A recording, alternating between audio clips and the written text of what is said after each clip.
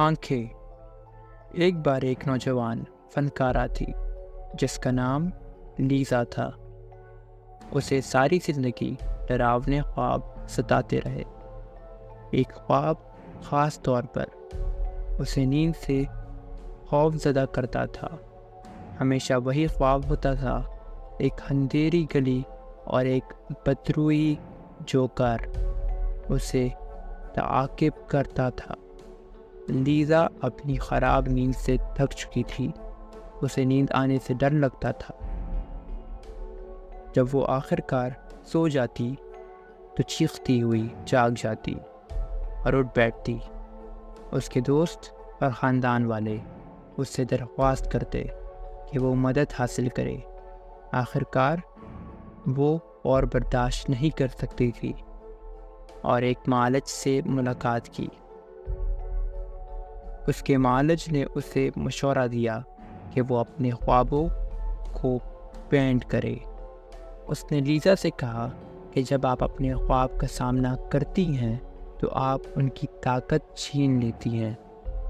Lisa کو شک تھا، لیکن وہ ان خوفناک خوابوں کو روکنے کے لیے کچھ بھی کرنے کو تیار تھی۔ وہ گھر آئی اور پینٹنگ شروع کی۔ اسے اپنی پہلی کوشش پسند نہیں آئی، کچھ ٹھیک نہیں لگ رہا تھا، اور رات دیر تک کام کرتی رہی۔ پھر سونے کا فیصلہ کیا۔ اس نے بستر پر جانے کے بعد توقع کی کہ ہمیشہ کی طرح کروٹیں بدلتی رہے گی۔ اگلی چیز جو اسے یاد ہے وہ صبح کا وقت تھا۔ لیزا حیران تھی، اسے بچپن کے بعد سے اتنی اچھی نیند نہیں آئی تھی۔ وہ خوش تھی لیکن زیادہ پرجوش نہیں۔ اس نے سوچا کہ یہ محض ایک اتفاق تھا۔ وہ اٹھی اور دان صاف کیے اور کافی بنانے لگی۔ جب وہ کافی تیار کر کے انتظار کر رہی تھی تو اس نے اس پینٹنگ پر دوبارہ کام کرنا شروع کیا جو وہ بنا رہی تھی۔ کچھ ٹھیک نہیں لگ رہا۔ پھر اس کے دماغ میں خیال آیا۔ جب وہ اس دن کام سے گھر واپس آئی تو اس نے دوبارہ پینٹنگ پر کام شروع نہیں کیا۔ تب اسے پتہ چلا کہ مسئلہ کیا تھا۔ آنکھیں، وہ آنکھیں صحیح نہیں بنائی تھی، لیکن خواب کا سب سے زیادہ واضح حصہ ہمیشہ آنکھیں تھی۔ تب وہ ان کو کینوس پر اتارنے میں کیوں اتنی دشواری محسوس کر رہی تھی۔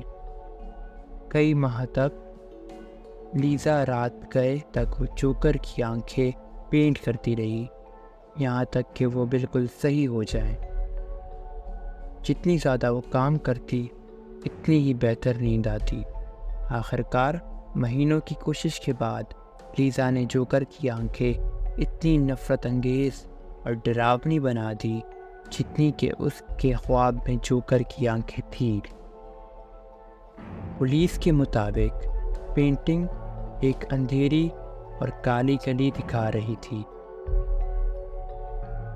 اگر آپ کو آج کی سٹوری پسند آئی تو لائک اور سبسکرائب کرنا تاکہ اگلی پوسٹ آپ کبھی مس نہ کریں۔ تب تک کے لیے گڈ نائٹ۔